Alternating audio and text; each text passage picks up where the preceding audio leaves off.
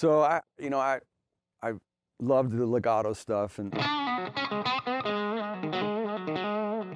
think the first one I learned was this. It's just an A minor pentatonic, and it's legato because you're picking only 2 of the 4 notes.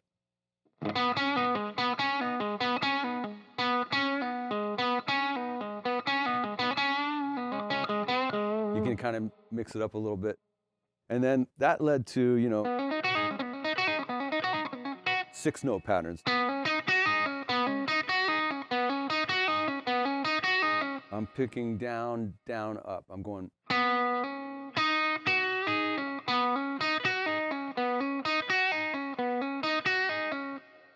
And you get into a rhythm with that. Eventually you start doing some kind of, these are like pentatonic legato things, but I got into, because of Randy Rhoads, I got into this legato roll. It's like almost a rolling thing where it was.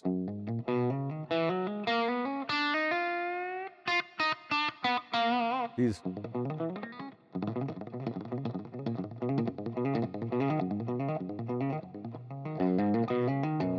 You're just picking one pick. With more gain, it's.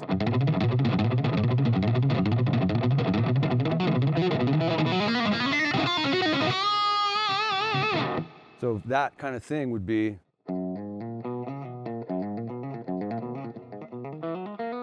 And then I started to go.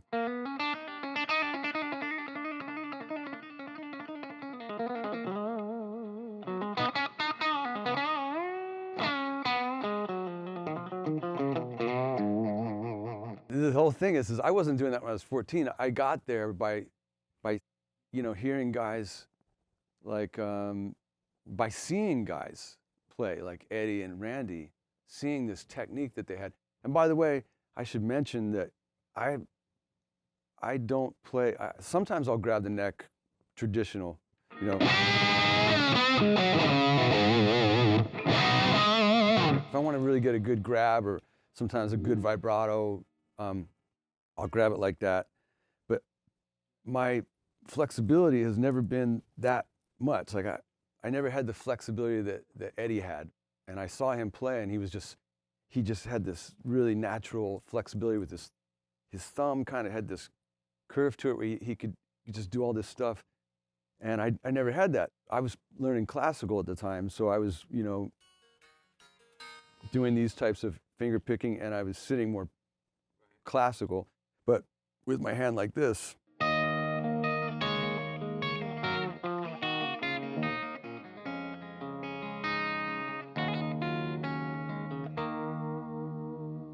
So I got that sort of classical technique, and I didn't know it. I didn't know why. And a lot of times when I was trying to get an extra reach, it would help to have the thumb back. I've got normal hands that are not small, but it just made, for certain reaches, it felt good. But then I saw Randy Rhoads play, and he was playing like that. So then when I saw that, I saw him doing this stuff. I don't know what he did exactly, but it was.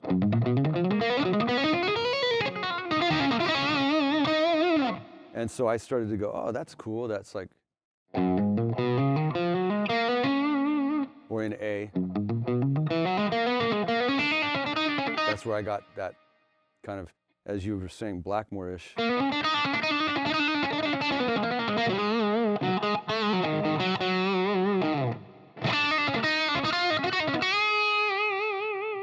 Now I'm back in E, but.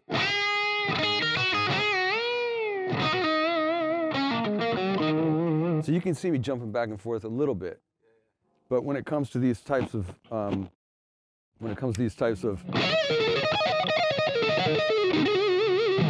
things, that's.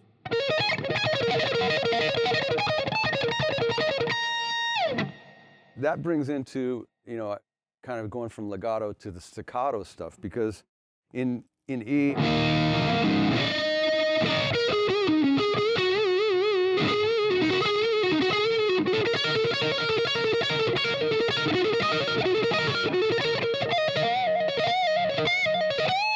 all legato, and then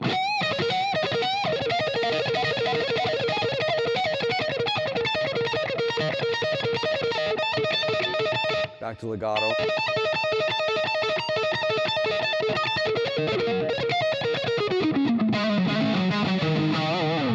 So there's kind of a mix of stuff in that. But yeah, I think little by little, starting off with the really simple ones.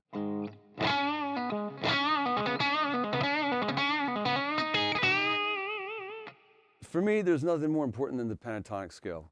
It's just, that's where the nuts of everything is for me, because all the extra diatonic notes and stuff that are there, they add the flavor and stuff, but the basic pentatonic covers so much of, you know, rock and roll and heavy metal. Tony Iommi, from Chuck Berry to Tony Iommi to Zakk Wylde. These are pentatonic guys, and those beginning rock and roll licks that Chuck Berry and guys like the Rolling Stones, those were just simple, in the box.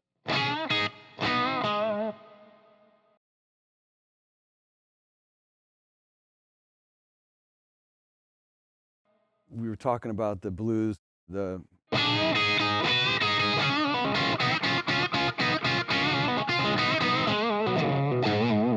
with a little vibrato, but you know, Chuck Berry didn't do that vibrato thing. That's something we'll talk about later, but the basic blues stuff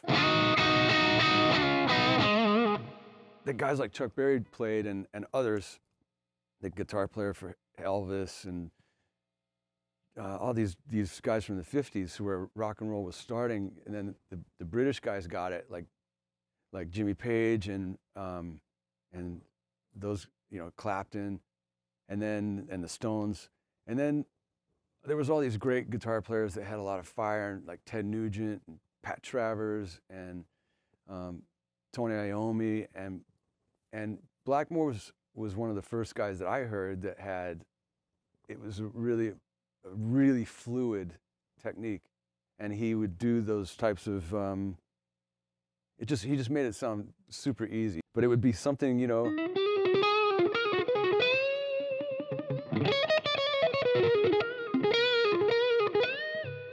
he wouldn't maybe do that, but this, that kind of thing maybe is kind of Ritchie-ish or something, but for me it was just fluid, and that's where now I'm trying to get that feeling back.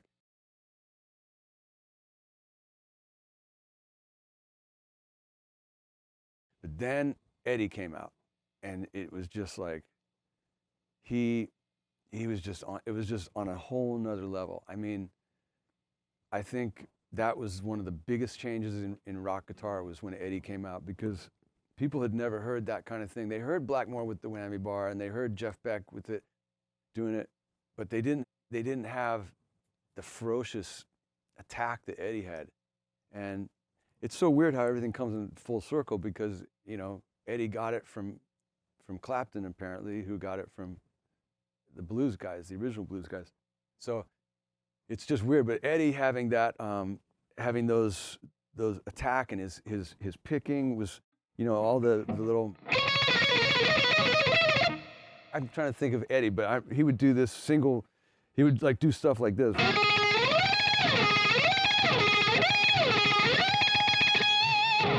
This like butterfly picking, where he would have his hand like this.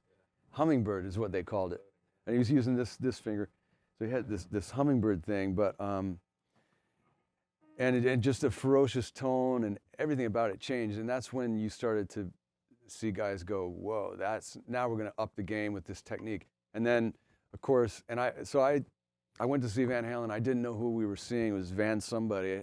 We were just going down to the concert. It was $6. It was 79. It was on the second tour where they were headlining.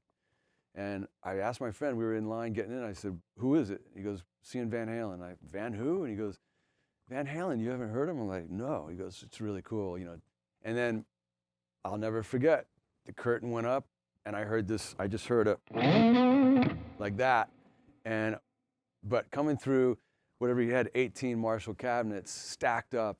I'd never seen cabinets stacked up 3 high, and I don't know if they're all working, but it sounded like they were.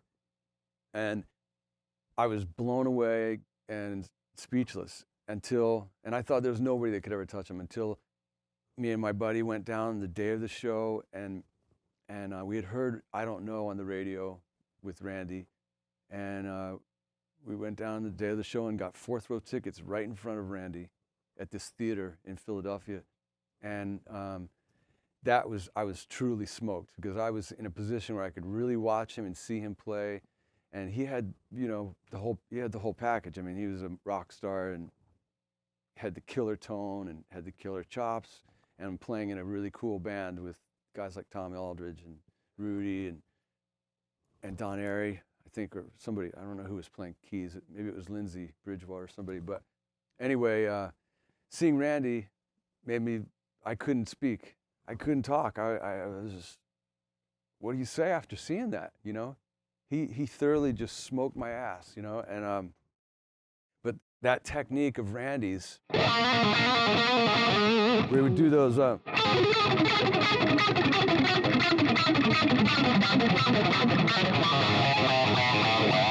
mean, he's like really picking hard. It's not like a jazzy thing, you know, he's really attacking.